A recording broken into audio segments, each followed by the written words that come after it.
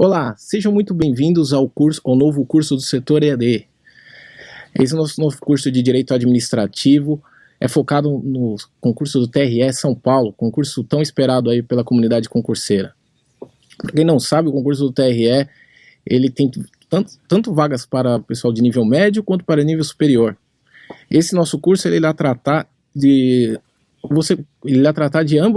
ambos cargos, tanto técnico administrativo quanto analista administrativo. Primeiro eu vou me apresentar. Meu nome é Marcel Siqueira, eu sou agente fiscal de rendas do estado de São Paulo. Em 2009 eu trabalhava na iniciativa privada e resolvi entrar nesse mundo dos concursos, tá? E aí eu estava do outro lado da tela. Foi quando eu comecei a estudar, eu trabalhava, estudava à noite e eu consegui ter um bom sucesso nesse mundo dos concursos. Eu passei primeiro para um cargo de nível médio para a TEF São Paulo, não assumi, e aí fui passando. ISS Campinas, auditor fiscal, TCE, agente de fiscalização financeira, passei no concurso da Receita Federal, de analista tributário, cargo que eu exerci durante um curto período de tempo, uns 15 dias, que aí eu fui nomeado para o cargo de auditor fiscal da Prefeitura, de Auditor Fiscal Tributário Municipal, ISS São Paulo. Também foi aprovado em 2012. Por fim, no cargo que estou hoje, agente fiscal de rendas do estado de São Paulo. Uma curiosidade, desses 6 concursos que eu fui aprovado, 4 desses concursos, a banca era FCC. Eu tenho uma boa experiência nessa banca. É uma banca que ela costuma ser muito objetiva, ela não tem tantas questões anuladas, ela preza muito pela literalidade, então ela não aprofunda tanto o tema, mas você também não pode perder questão, principalmente porque as provas da FCC costumam ter uma nota de corte mais alta, principalmente provas de tribunal, que é o nosso caso aqui do nosso curso. Apresentando o nosso curso, o que a gente vai aprender aqui? Ele cobre todo o tópico do edital, tanto de técnico administrativo quanto de analista administrativo. Tá? O primeiro tópico são os princípios básicos da administração. Você vai aprender o que é o princípio da legalidade, impessoalidade, moralidade, o artigo 37, nessa nossa primeira aula. Depois vamos falar um pouco sobre a administração pública, como ela se organiza, quem faz parte da administração direta, quem faz parte da administração indireta, das entidades paraestatais. Depois vamos falar de agentes públicos. No tópico 4, ato administrativo, conceito, requisitos, atributos, classificação, espécies, revogação, anulação e invalidação.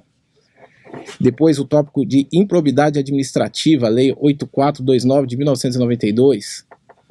No tópico 6, vamos falar da licitação, a famosa Lei do Capeta, 8661993, como que a administração faz uma licitação, conceito, finalidade, dispensa, inexigibilidade e modalidades de licitação. Contratos administrativos será o próximo item no tópico 7, conceito, peculiaridades e espécies. No tópico 8, será discutido o processo administrativo na administração pública federal, a Lei 9784 de 1999. E por fim, a responsabilidade civil da administração. O que você vai aprender nesse primeiro tópico da aula de hoje? O objeto do direito administrativo. Eu vou explicar para você do que trata o direito administrativo, onde ele se enquadra dentro do ramo do direito, qual que é o seu conceito, o seu objetivo, o que ele rege. Depois vamos falar de princípios expressos constitucionais do direito administrativo. Esse é o famoso artigo 37 da Constituição Federal, onde você vai aprender os básicos da administração.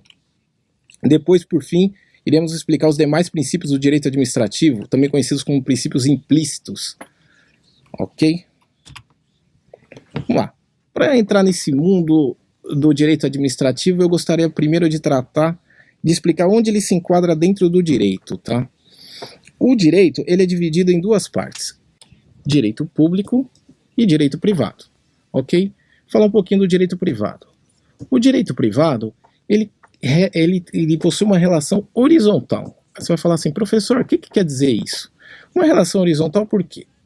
Ele tem um traço horizontal, onde você tem 2 particulares participando dessa relação.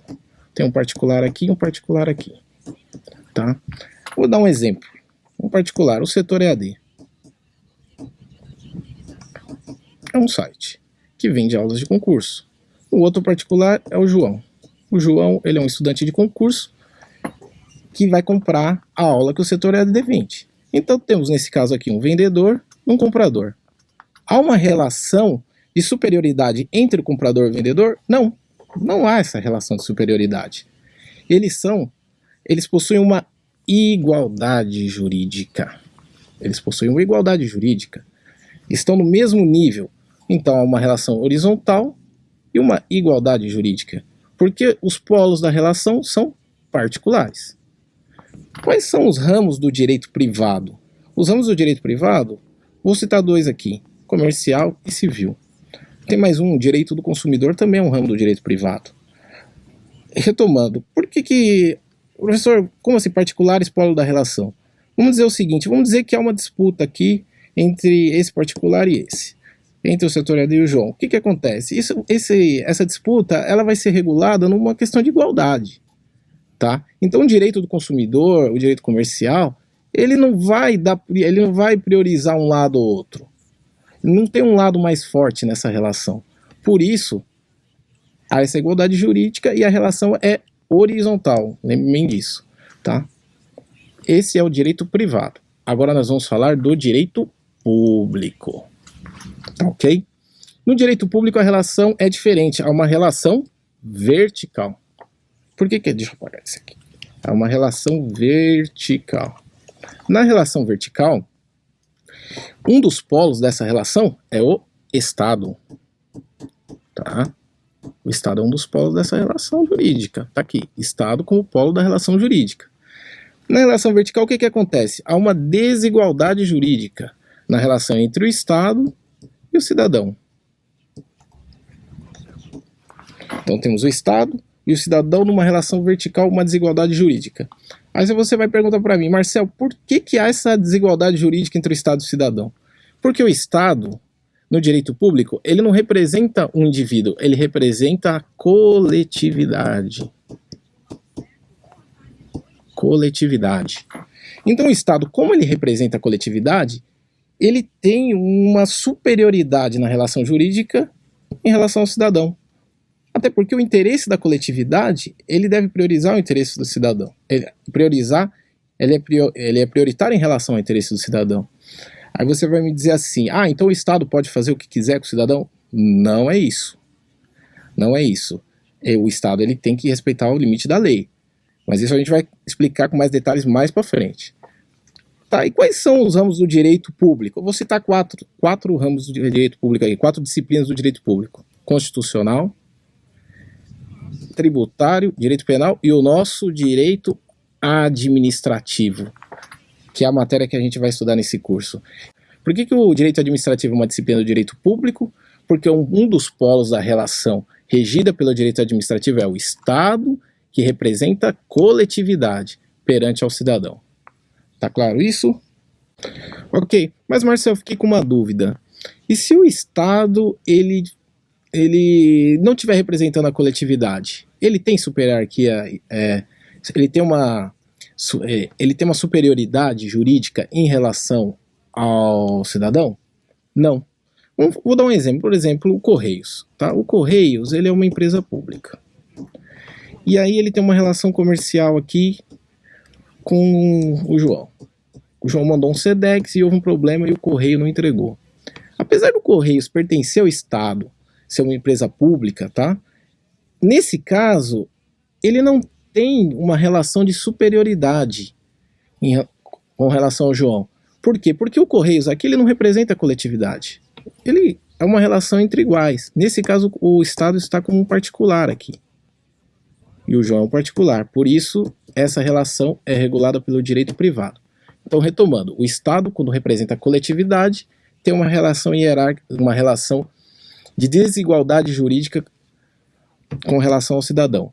Já quando o Estado não está representando a coletividade, aí eles estão no mesmo nível, essa relação é horizontal, há uma igualdade jurídica regida pelo direito privado. Ok? Muito bem. Vamos agora falar do conceito de direito administrativo. O que a gente já explicou? O direito administrativo é um ramo do direito público. Tá aqui, foi explicado. que tem por objeto os órgãos. Órgãos, vamos explicar o que é órgãos, tá? Na aula de administração pública, não precisa ficar ansioso e aprender agora. Agentes públicos, pessoas jurídicas administrativas, vamos falar sobre isso também, que integram quem? A administração pública. Atividade jurídica não contenciosa, que exerce os bens de que se utiliza para a consecução dos seus fins de natureza pública. Então, resumindo, o direito administrativo é a matéria do direito que rege a máquina administrativa, a máquina da administração pública. Então, enquanto o direito tributário rege a máquina da cobrança de impostos para que o Estado se mantenha, o direito administrativo ele rege como o Estado funciona. Por isso que a gente vai discutir como funciona um órgão público, como funciona um agente público, quais são os seus direitos, quais são os seus deveres, as pessoas jurídicas criadas para estruturar a administração pública, a sua atividade, como que ela trata os bens que ela utiliza, os seus fins, que devem ser sempre de natureza pública. Essa definição aqui é da administrativista Maria Silvia Zanella di Pietro. Você vai ouvir muito falar desse nome enquanto estiver estudando a matéria de direito administrativo. Ok, continuando. Agora vamos falar dos princípios constitucionais expressos, o famoso artigo 37 da Constituição Federal. Eu vou ler esse artigo com bastante cuidado porque ele diz muita coisa que pode cair na sua prova de concurso. Vamos começar. Vamos leia junto comigo. Artigo 37. A administração pública, aqui está falando quem, tá? Administração pública. Direta e indireta. Professor, o que é administração pública indireta? Próxima aula a gente vai falar da administração pública indireta. Calma lá, por enquanto não precisa saber disso. De qualquer dos poderes da União. Olha aqui, ó, qualquer dos poderes. Ah, se é qualquer dos poderes, vale para o executivo, vale para o judiciário e vale para o legislativo. Qualquer dos poderes, todos eles. Da União, dos estados, dos estados, do Distrito Federal e dos municípios, de todos esses entes. Obedecerá. Então ele está falando aqui quem obedecerá aos princípios da legalidade, impessoalidade, moralidade, publicidade e eficiência. O famoso LIMP. Isso você não pode esquecer. Isso vai cair na sua prova. Pode ser que caia perguntando se um desses princípios é um dos princípios constitucionais expressos. Pode ser que caia perguntando todos os princípios. Se uma alternativa que tenha todos os princípios, essa vai ser a correta. E para isso, o mnemônico LIMP é muito importante, você não pode esquecer isso. Se você souber isso aqui, 30% dessa parte de matéria do direito de princípios constitucionais, você já sabe. LIMP. Não esqueça disso, pelo amor de Deus, na hora de fazer sua prova. Legalidade, impessoalidade, moralidade, publicidade e eficiência. Agora nós vamos explicar cada um deles. Vem comigo. O princípio da legalidade. O princípio da legalidade, ele tem dois enfoques, tá? Um enfoque para a administração pública e um enfoque para os demais cidadãos. Vamos falar primeiro o enfoque para a administração pública. A administração pública, ela somente pode agir em virtude de lei. Em virtude de lei. Ok. Ela já tem uma superioridade em relação ao cidadão devido no direito público. Só que ela tem uma limitação. Ela só pode agir se existe uma lei que permita que ela cometa tal ato. Então, a administração pública não tem o poder de fazer o que quer com o cidadão. Ela tem essa limitação que é a lei. Tá? Ela tem uma limitação de lei. Já para os demais cidadãos, a coisa é um pouco diferente. Ela é regida pelo artigo 5º, inciso 2 da Constituição Federal, o princípio da legalidade. Ninguém será obrigado a fazer ou deixar de fazer alguma coisa, senão em virtude de lei. Vamos com bastante atenção esse inciso, tá? Então ninguém é obrigado a fazer ou deixar de fazer. Existe uma lei falando que você é obrigado a tomar banho? Não, não existe. Então ninguém é obrigado a tomar banho. Tá ok? Você toma porque precisa, mas não é obrigado. O cidadão não é obrigado. Por quê? Porque não existe uma lei que exige que ele faça isso. Vou citar uma empresa, a Volkswagen. A Volkswagen é obrigada a contratar por serviço público? Não. Por quê? Porque não existe uma lei que faça isso, que obriga ela a fazer isso. Então ela não é obrigada a fazer uma coisa, senão em virtude de lei. Um cidadão, uma pessoa jurídica, enfim. E também não é obrigada a deixar de fazer. Entendeu? Se eu quiser analisar, existe alguma lei que me proíba deixar de usar boné? Não existe. Tá? O exemplo é bem absurdo mesmo para você gravar. Então, para o cidadão, para os demais cidadãos e para as demais pessoas, para a pessoa jurídica, enfim, ninguém é obrigado a fazer ou deixar de fazer alguma coisa, senão em virtude de lei. Lembra da música do Raul Seixas, faz o que tu queres. Ok? Então você pode fazer o que você quiser, se não houver nenhuma lei que proíba. Isso é para o cidadão. Ah, professor, posso sair pelado na rua? Não pode. Sair pelado na rua não pode, porque senão você vai ser preso por atentado ao pudor. Tá ok? Aí existe uma lei que diz que você não pode fazer isso. Se não houver uma lei dizendo que você não possa fazer alguma coisa, você pode. Agora, para a administração pública muda. A administração pública ela é limitada pela lei. Ela não pode fazer o que ela quer. Ela tem esse limite. Tá ok? Tá claro? Ela não pode, por exemplo, chegar e falar assim, a partir de amanhã vou cobrar um imposto sobre a propriedade de animais. Ela não pode, o presidente, o governador, ele não pode instituir esse imposto se não tiver uma lei autorizando. Então, ela tem essa limitação. Ela não pode falar assim, eu vou cobrar uma taxa agora para cobrar imposto do cachorrinho. Não pode. Ah, mas e se tiver uma lei autorizando fazer isso? Aí pode. Tá claro? Vamos seguir. Princípio da legalidade. Definição de Eli Lopes Meireles, tá? Na administração pública não há liberdade nem vontade pessoal. Enquanto na administração particular é lícito fazer o que a lei não proíbe. Tá? Isso para o particular. Na administração pública só é permitido fazer o que a lei autoriza. A lei para o particular significa pode fazer assim. Para o administrador público significa deve fazer assim. Então, para sua prova, o que você tem que entender desse princípio? Vou repetir de novo para ficar bem claro na sua cabeça. O particular é lícito, ele pode fazer tudo que a lei não proíbe. Ele não é obrigado a fazer alguma coisa ou deixar de fazer se não houver uma lei que obrigue a fazer isso. Para a administração pública é o contrário. Ele só pode fazer o que a lei permite. Ele não pode agir acima da lei e contra a lei. Claro? Contra a lei, acima da lei, fora da lei. Não pode. Tá claro? Ok. Vamos responder uma questãozinha sobre esse assunto.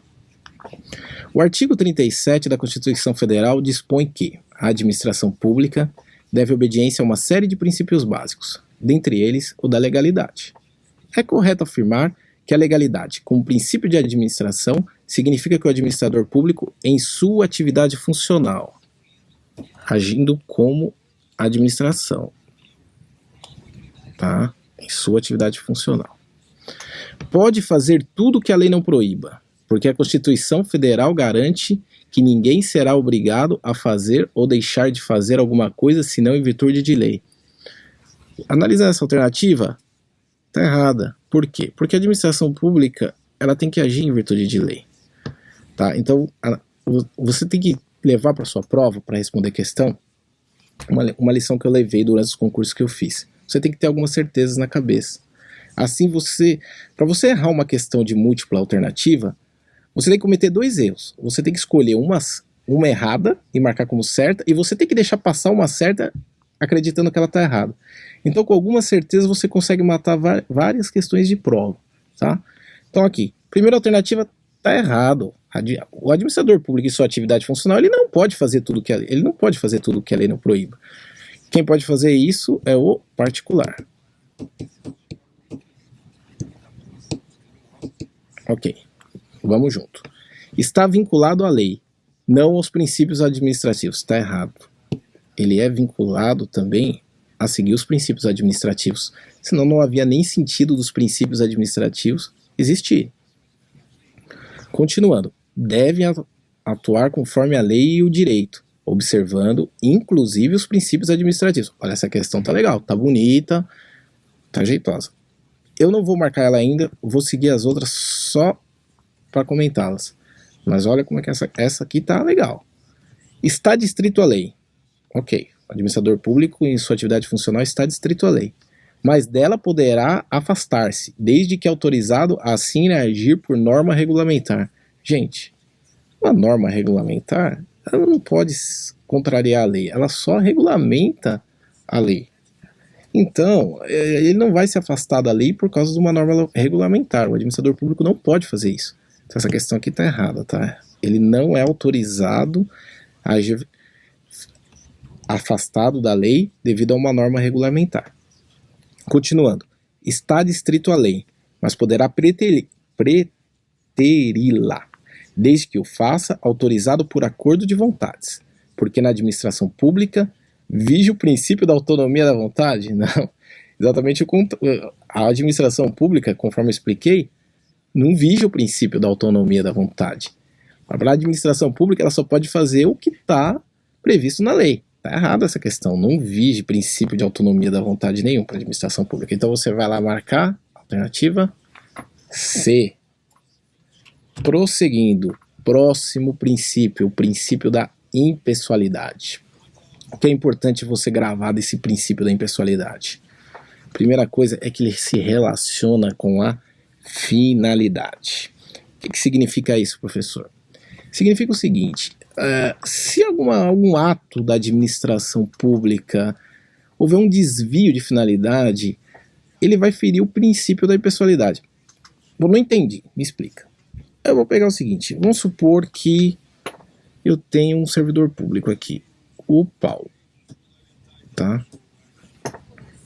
O chefe do Paulo é o Pedro, tá? O Pedro é o chefe da repartição, tá ok?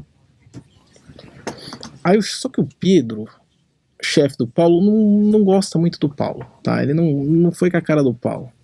O Paulo é palmeirense, o Pedro é corintiano, os dois não se dão bem, o Paulo é um bom funcionário. O que ele faz? Os dois trabalham em São Paulo, tá ok? Aí há uma vaga num outro lugar, num outro estado. Vou colocar aqui Minas Gerais. O Pedro não quer ir para Minas Gerais. Não que Minas Gerais não seja excelente, mas ele mora em São Paulo. E aí o Pedro, ele fala o seguinte, olha, tá faltando gente em Minas Gerais. Remove de ofício o Pedro para cá. O Paulo, desculpa. O Pedro fala, tá faltando gente em Minas Gerais, eu vou te remover de ofício para Minas Gerais. Poderia ser até que Minas Gerais estivesse necessitando de servidor. Mas acontece o seguinte, houve um desvio de finalidade. O ato da remoção do Paulo para Minas Gerais não foi para atender o interesse público. Foi para resolver uma rusga entre o Pedro e o Paulo. E a finalidade deve sempre visar ao interesse público.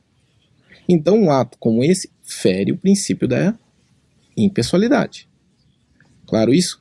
Então quando você enxergou na sua prova, princípio da impessoalidade, finalidade, está muito próximo ali a questão. Se a questão fala de finalidade, pensa no princípio da impessoalidade. Alguns doutrinadores até dizem que é a mesma coisa, chamam até de princípio da finalidade, tá? Então, o que fere o princípio da impessoalidade é um desvio da finalidade. E a finalidade deve sempre visar ao interesse público. Tá ok? Continuando. Princípio relacionado com a isonomia. O que significa isso? Significa tratar de forma igual, de forma isonômica, seus cidadãos. Aí você vai falar assim, significa tratar todo mundo igual. Não. Até porque a verdadeira isonomia é você tratar de forma igual os iguais e desigual os desiguais. O que significa isso, professor? Vamos por partes. Primeiro, uma aplicação do princípio da isonomia é o concurso público. Tá? Então há uma vaga na administração pública, então tem que ter um edital de concurso público para que todos sejam tratados de forma isonômica. Perfeito. Só que o que acontece? No concurso público há uma reserva de cotas. Reserva de cotas. Está falhando aqui. De cotas. Para portadores de necessidades especiais. Ah, professor, não fere o princípio da isonomia essa reserva de cotas? Não. Porque a verdadeira isonomia se alcança tratando os iguais de maneira igual e os desiguais de maneira desigual. Então, a reserva de cotas, nesse caso, não fere o princípio da isonomia. Não fere o princípio da impessoalidade. Tá claro? Perfeito. O princípio da isonomia também é relacionado com os institutos do impedimento e suspeição. O que é isso? Vamos supor o seguinte. Um magistrado, ele cai um caso para ele julgar. Tá? Um crime qualquer, um acidente de carro, não importa. E o réu desse caso é um parente, é o filho dele. Ele vai agir com total imparcialidade no julgamento desse caso? Provavelmente não, isso é natural. Isso é natural. Então o que acontece? Ele deve se declarar impedido. Ele deve se declarar impedido de realizar esse julgamento. E o último item, ele veda a promoção pessoal. O que significa isso? Os atos da administração pública, eles não devem ser utilizados para uma promoção pessoal. Até porque o agente público ele faz o ato em nome da administração e não para se promover com esse ato. Ok? Princípio da impessoalidade. Vamos dar uma pequena pausa. A gente já volta exemplificando as aplicações do princípio da impessoalidade. Aguenta aí que eu já volto.